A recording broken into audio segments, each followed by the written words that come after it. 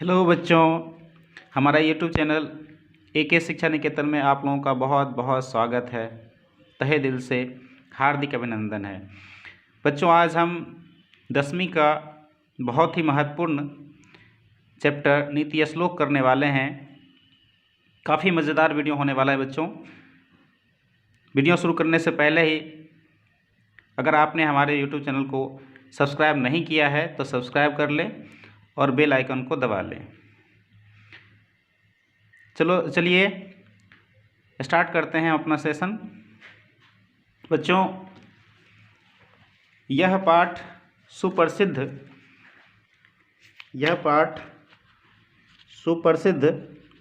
ग्रंथ महाभारत के उद्योग पर्व, कहाँ से बच्चों?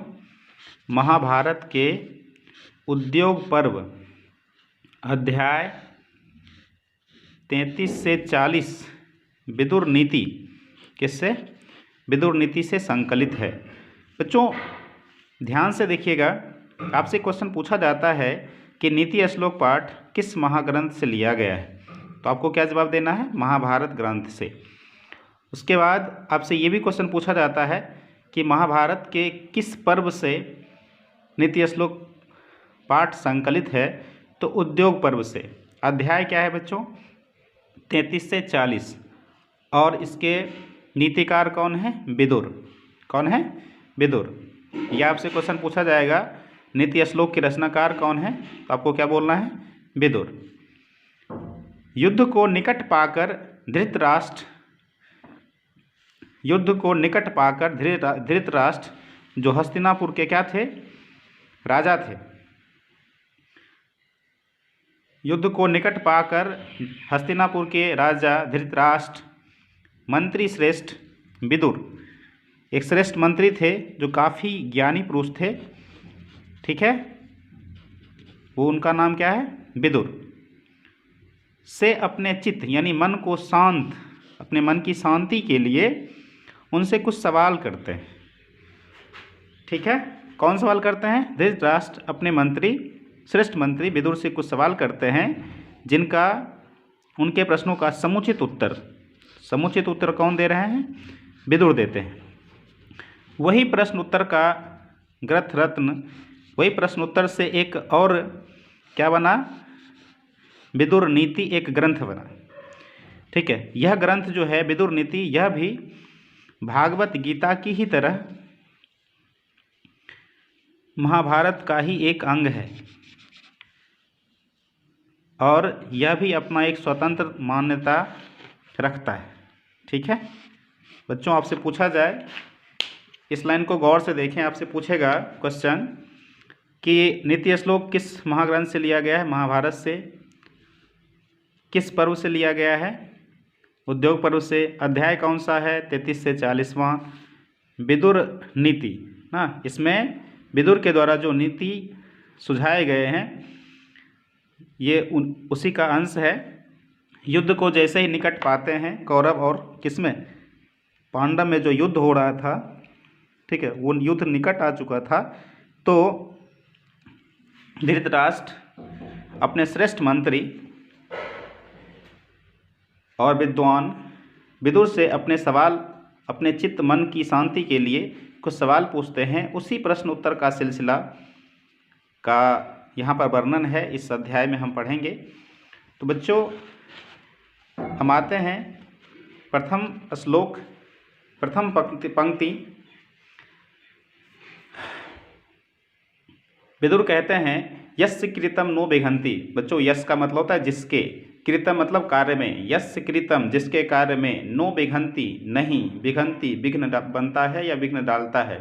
फिर से बच्चों, यस्य कृतम नो बिघंति जिसके कार्य में नो मतलब नहीं, बिघंति मतलब बाधा बनता है या विघ्न डालता है। शीत जोर, इसको अलग अलग कर लें, शीत उष्ण, शीत और उष्ण, भयम यानी भय, रति, 4 हो गया बच्चों, 4 चीज़ें, शीत उष्ण भय और रति। समृद्धि रस समृद्धवा स्ववय पंडित उच्चते। समृद्धि और असमृद्धि, इसमें क्या पढ़ना है? समृद्धि और असमृद्धि। वैसे पुरुष पंडित कहलाते हैं, पंडित कहे जाते हैं। तो हिंदू अनुवाद क्या हुआ बच्चों हमारा? यस्य कृतम जिसके कार्य में नो विघंति विघ्न बनता है, शीत उष्ण भय यानी डर, रति मतलब अनुराग या प्रेम, समृद्धि मतलब अमीरी, असमृद्धि मतलब गरीबी दरिद्रता। ठीक है, जिस व्यक्ति के कार्य में बाधा नहीं बनता है, शीत उष्ण भय रति समृद्धि और असमृद्धि, वैसे व्यक्ति पंडित कहलाते हैं। यहाँ पे बच्चों इसका हिंदी अनुवाद मैंने लिख रखा है। ठीक है, कि जिस व्यक्ति के कार्य में शीत उष्ण भय रति अनुराग समृद्धि और असमृद्धि विघ्न बाधा नहीं डालते हैं, वही पंडित कहलाते हैं। बच्चों टेंशन की कोई बात नहीं है, हम इस नोट का PDF हम अपने डिस्क्रिप्शन में दे देंगे, वहाँ से आप इसे डाउनलोड कर लेना और याद कर लेना। आपके 10th बिहार बोर्ड के 10th एग्ज़ाम में बहुत ही ज़्यादा इस चैप्टर से क्वेश्चन आते हैं और बहुत ही महत्वपूर्ण क्वेश्चन आते हैं, और हमारे दैनिक जीवन के लिए भी, हमारे जीवन में भी ये चैप्टर जो है बहुत महत्वपूर्ण स्थान रखता है। भावार्थ है बच्चों कि बुद्धिमान व्यक्ति जो भी होते हैं वो शीत उष्ण भय रति आदि से डरकर अपने कार्य को नहीं छोड़ते हैं, अर्थात वे हर परिस्थिति में, हर विपरीत परिस्थिति में अपने कार्य को पूरा करते हैं और अपने उद्देश्य को प्राप्त करते हैं। ठीक है, अब हमारा अगला श्लोक है, दूसरा श्लोक है, दूसरी पंक्ति है, तत्वगः सर्वभूतानाम। ठीक है, सभी भौतिक तत्वों के सत्य को जानने वाला, सभी भौतिक तत्वों के सत्य को जानने वाला, सभी भौतिक तत्वों के सत्य को जानने वाला, योग्यम योग्य सर्वकर्माणाम, सभी भौतिक पदार्थों के सत्य को जानने वाला और सभी कर्माणाम, ठीक है, सभी कर्म की विधि को जानने वाला, मनुष्य में सबसे बढ़कर, मनुष्यों में सबसे बढ़कर उपाय को जानने वाला व्यक्ति पंडित कहलाता है। तत्वगः सर्वभूतानाम योग्य सर्वकर्माणाम, सभी भौतिक पदार्थ के सत्य को जानने वाला और सभी कर्म की विधि को जानने वाला। ठीक है, और उपायोग्यो मनुष्यानाम, मनुष्यों में सबसे बढ़कर उपाय को जानने वाला, नरह मतलब व्यक्ति, ठीक है, लोग जन, पंडित उच्यते, पंडित उच्यते मतलब कहलाते हैं। सभी पदार्थों के सत्य को जानने वाला, सभी कार्य यानी कर्म की विधि को जानने वाला और मनुष्यों में सबसे बढ़कर उपाय को जानने वाला व्यक्ति पंडित कहलाता है। बच्चों अगर आप किसी व्यक्ति से किसी पदार्थ के बारे में पूछने जाते हैं कि पदार्थ किससे बना हुआ है, कैसे बना हुआ है, और वहाँ से आपको उसका जवाब मिल जाता है, तो आप कहते हो कि आप तो बड़े जानकार व्यक्ति हो। और कोई भी यह विधि यह कार्य ना, जैसे हमारे गांव में कोई बुजुर्ग होते हैं, हम उनसे पूछने जाते हैं, या आप जिसको मानते हो उनसे पूछने जाते हो, भैया से या पापा से उनसे पूछने जाते हो कि पापा ये काम कैसे होगा, तो वो आपको सुझाव देते हैं, वो बताते हैं। और जब आप विपरीत हालात में फंस जाते हो तो किसी ऐसे व्यक्ति के पास जाते हो, जब पूछते हो कि इस हम विपरीत परिस्थिति से कैसे निकलें, तो वो उपाय बताते हैं। तो अर्थात बच्चों जो सभी पदार्थों के सत्य को जानता है और सभी कर्म की विधि को जानता है और मनुष्य में सबसे बढ़कर जो उपाय को जानता है, ऐसे व्यक्ति को पंडित कहा गया है। ये श्लोक बहुत ही अच्छा है, मुझे बहुत अच्छा लगता है, मेरा फेवरेट है बच्चों। कि अनाहुतः परविशति, अनाहुतः परविशति अपृष्टो बहुभास्ते। अनाहुतः मतलब बच्चे हमारे साथ आप गौर से देखें इसे, अनाहुतः मतलब बिन बुलाए, परविशति मतलब प्रवेश करता है, और अपृष्टो मतलब बहुत बिना पूछे, और अपृष्टो मतलब बिना पूछे, और बहुभास्ते मतलब बहुत भाषण करता है। ठीक है, अनाहुतः बिन बुलाए परविशति प्रवेश करता है, और अपृष्टो बिना पूछे, बहुभास्ते बहुत भाषण करता है, अविश्वसनीय मतलब अविश्वसनीय व्यक्ति, वैसा व्यक्ति जो विश्वास के लायक ही नहीं है, अविश्वसनीय, अविश्वसनीय विश्वसिति विश्वास करता है, मूढ़ चेता नराधम, ऐसे ही कम बुद्धि वाले, नीच बुद्धि वाले अधम व्यक्ति को मूर्ख कहा गया है। बच्चों फिर से देखें, अनाहुतः बिन बुलाए परविशति प्रवेश करता है, अपृष्टो बिन पूछे, बहुभास्ते बहुत भाषण करता है, बहुत बोलता है, अविश्वसनीय विश्वसिति मतलब अविश्वसनीय पर विश्वास करता है, मूढ़ चेता नराधम, ऐसे ही अधम व्यक्ति को हम क्या कहते हैं, मूर्ख कहते हैं। तो हमारा अर्थ क्या हुआ, बिन बुलाए प्रवेश करता है, बिना पूछे बहुत बोलता है, और अविश्वसनीय पर भी विश्वास कर लेता है, ऐसे अधम व्यक्ति को हम क्या कहते हैं, मूर्ख कहते हैं। बच्चों विश्वास की बात आ रही है, जो व्यक्ति हमारा विश्वास तोड़ता है उससे बड़ा मूर्ख तो कोई हो ही नहीं सकता, और विश्वास तोड़ने की वजह से हम भी मूर्ख कहला जाते हैं। ठीक है, तो विश्वास को ना टूटने दें, विश्वास करना भी चाहिए और करना ही चाहिए, और नहीं अगर विश्वास टूट जाता है तो वहाँ पे ऐसा लगता है ना हम मूर्ख साबित हो जाते हैं। इसलिए विश्वास को ना टूटने देना चाहिए, क्योंकि इसे टूटने देने से दोनों दो व्यक्ति गुनहगार हो जाते हैं, एक वो जो विश्वास करते हैं और एक वो जो विश्वास तोड़ते हैं। तो बच्चों खैर ये तो रही कुछ जीवन संबंधी बातें। आते हैं अनाहुता मतलब बिन बुलाए प्रवेश कर, अनाहुता बिन बुलाए प्रवेशति प्रवेश करता है। अपृष्टो बिना पूछे, बहु वास्ते बहुत बोलता है। अविश्वसनीय मतलब अविश्वसनीय पर, एकर लगा हुआ है सप्तमी विभक्ति, अविश्वसनीय पर। विश्वसति विश्वास करता है। मूढ़ चेता नराधमा, ऐसे ही व्यक्ति मूर्ख कहलाते हैं। आपसे पूछे जाएंगे क्वेश्चन कि नीति श्लोक पाठ के आधार पर बताएं कि मूर्ख किसे कहा गया है या मूर्खों का क्या लक्षण है। तो आपको ये हिंदी अनुवाद लिख देना है, ठीक है, कि बिना बुलाए जो प्रवेश करता है। बच्चों इस अब मूर्ख का क्या पहचान हुआ? बिन बुलाए प्रवेश करना, बिना पूछे बहुत बोलना, और जो विश्वास के लायक नहीं है उस पर विश्वास कर लेना, ठीक है, क्या कहलाता है? ऐसे व्यक्ति मूर्ख कहलाते हैं। आगे चलते हैं बच्चों।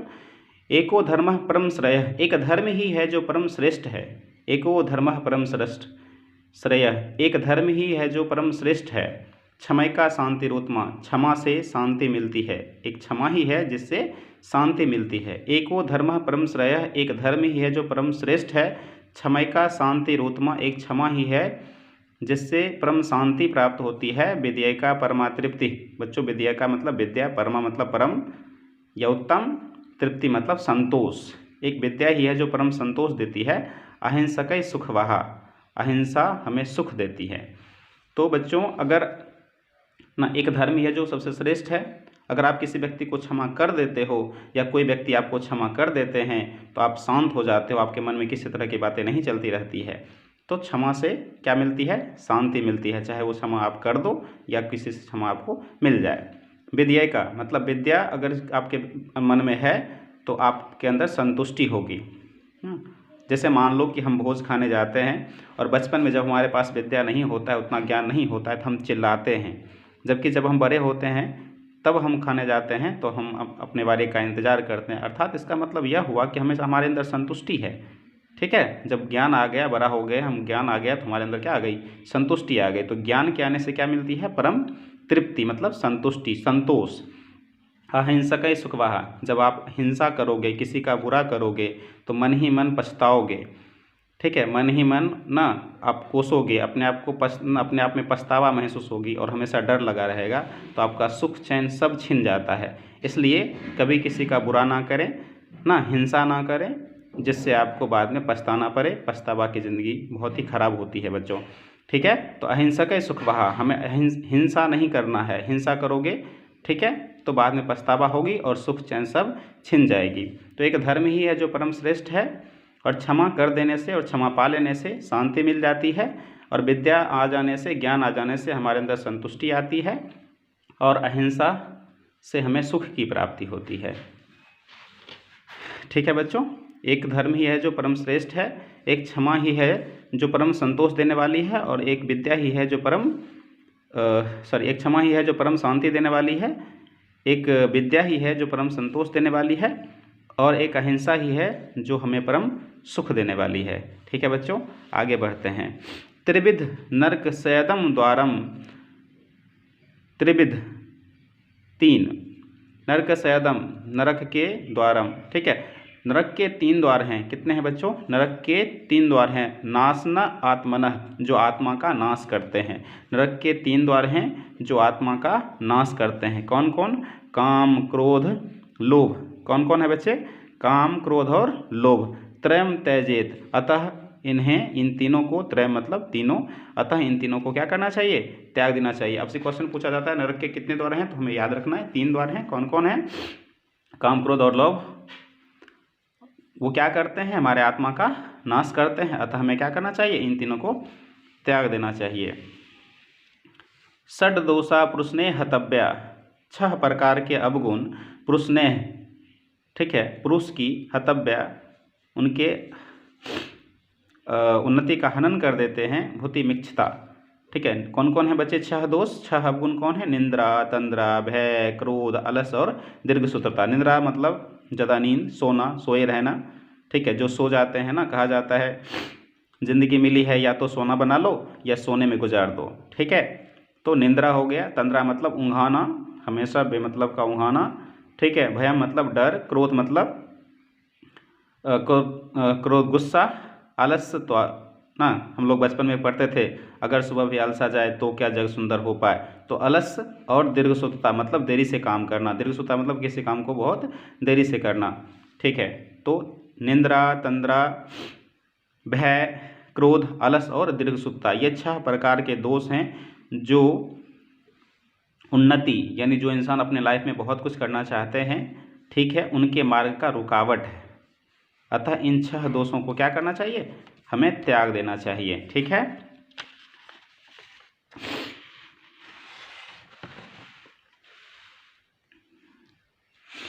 सत्येन रक्षते धर्मो, सत्य से रक्षित है, रक्षा होती है धर्मो, धर्म की। सत्येन सत्य से, बच्चों इसमें क्या लगा हुआ है, तृतीया भक्ति लगा हुआ है। सत्येन रक्षते, सत्य से रक्षा होती है, रक्षित है, धर्मो धर्म, सत्य से धर्म की रक्षा होती है। विद्या योगेन रक्षते, विद्या की रक्षा योग से होती है, योगेन मतलब योग से, अभ्यास से, प्रैक्टिस से। अगर हम लोग बराबर किसी चीज़ के टच में रहते हैं ना, प्रैक्टिस में रहते हैं, तो हमें याद रहता है। बच्चों अभी आपसे पूछूं कि छठा का कोई ना सवाल जो काफ़ी ज़्यादा, कोई चैप्टर जो काफ़ी ज़्यादा आपको याद हो अभी, तो आप कहोगे सर उतना तो नहीं है। क्यों? क्योंकि हम अभी उसके अभ्यास में नहीं हैं, हम उसे भूल चुके हैं। तो विद्या की रक्षा किससे होती है, प्रैक्टिस से, अभ्यास से, योग से होती है। तो विद्या योगेन रक्षते, विद्या की रक्षा योग से, विद्या की रक्षा योग से होती है, विद्या योग से रक्षित है। मिर्जया मतलब स्वच्छता, मिर्जया मतलब स्वच्छता। खूब व्यक्ति सुंदर है, खूब दिखने में ना सुंदर लगता है, लेकिन अगर वह स्वच्छ नहीं रहता है तो क्या लगता है, बेकार दिखने में लगता है। तो मिर्जया की रक्षा, स्वच्छता, मिर्जया से रूप की रक्षा होती है। कुलम वृत्तेन रक्षते, बच्चों वृत्तेन मतलब अच्छे आचरण, वृत्तेन मतलब अच्छे आचरण या सदाचरण, अच्छे आचरण से हमारे कुल की, वंश की रक्षा होती है। बच्चों अगर आपने देखा होगा कि बगल में कोई लड़ रहा है और गाली, गंदे गंदे गाली बक रहे हैं, तो जो बुजुर्ग व्यक्ति होते हैं वो कहते हैं, हे ये किसका बेटा है, इसके माँ बाप ने इसे कैसा संस्कार दिया है। तो वहाँ पे आपके कुल का क्या होता है, नाम खराब होता है, आपके बुरे आचरण से, कुलक्षण से आपके कुल का नाश हो जाता है। तो अच्छे आचरण से हमारे कुल की रक्षा होती है। ठीक है, तो सत्य से धर्म की, सत्य से रक्षा होती है धर्म की, विद्या की रक्षा योग से होती है, और मिर्जया यानी स्वच्छता से रक्षा रूप की होती है, और कुल यानी वंश की रक्षा अच्छे आचरण से होती है। ठीक है, आगे है सुलभा पुरुषा राजन सतत प्रियवादिनः अप्रियस्तु पथस्य वक्ता श्रोता च दुर्लभ। अरे बच्चों, आज ऐसा देखा जाता है कि जब हमें किसी से काम लग जाता है तो हम उसके साथ मीठी मीठी बातें करते हैं, प्यारी प्यारी बातें करते हैं। जैसे ही काम निकल जाता है तो हम कटु वचन बोलते हैं। अर्थात बच्चों, कौन कहते हैं, मंत्री, ये सवाल जवाब कौन कर रहे हैं, सवाल करते हैं धृतराष्ट्र, और जवाब कौन दे रहे हैं, मंत्री विदुर। विदुर कहते हैं धृतराष्ट्र से, हे राजन, सदा प्रिय बोलने वाले मनुष्य तो आसानी से मिल जाते हैं, हमारे बारे में मीठे मीठे शब्द बोलने वाले व्यक्ति तो आसानी से मिल जाते हैं, किंतु कटु वचन बोलकर भी और सुनकर भी जो हमारा हित चाहे ऐसा व्यक्ति मिलना बहुत ही दुर्लभ है, बहुत मुश्किल है। बच्चों जैसे प्रिय बातें तो आपने देखा ही होगा, सभी लोग बोलते हैं, लेकिन कटु वचन, इस पे आप गौर करो बच्चों, कि जब आप गुस्से में होते हो, जब आप क्रोधित होते हो, तो आप क्या करते हो, किसी व्यक्ति को कहते हो हमारे सामने से हट जाओ, मैं तुम्हें मार दूंगा। ठीक है, तो वो व्यक्ति आपके पैर में लटक जाते हैं, आपके गुस्से को शांत करना चाहते हैं, आपको पकड़ लेते हैं और आपको कुछ करने नहीं देते हैं, क्योंकि आप दीवार पे मारोगे या फिर किसी व्यक्ति को मारोगे, किसी को गाली बक दोगे। तो ऐसे हालात में जो आपके अपने होते हैं वो आपके कटु वचन को भी सह लेते हैं ना, सुनकर, यानी सह लेते हैं, और आपका हित करने के लिए, आपका हित चाहते हैं, और आपको वहाँ से कहीं दूर जाने नहीं देते हैं। आपको ना जब तक गुस्सा शांत ना हो तब तक आपके पास रहते हैं। और अगर आप किसी को, आपने उसे क्या किया और वो आपको, और कभी कभी ऐसा होता है कि हम जब घर आते हैं कहीं दूर से या किसी बुरे काम ना, मतलब ऐसा कि पिताजी ने हमें कोई काम दिया, हमने काम नहीं किया, खेल कूद के आ जाते हैं तो पापा को कहना होता है कि जाओ वही कर, ऐसे उससे खूब डांटते हैं, मतलब उसके वो कटु वचन बोल रहे हैं, ऐसा वचन बोल रहे हैं हमें उस वक्त तो तत्काल दुख होता है, लेकिन हमें पता है कि वो हमारे बारे में क्या करते हैं, हित चाहते हैं। और अगर आपके आसपास कोई ऐसे व्यक्ति हैं जो आपका कटु वचन सुन भी सकते हैं और आपको कटु वचन बोल कर भी आपका हित चाहते हों, तो ये व्यक्ति दुनिया में क्या है, दुर्लभ है।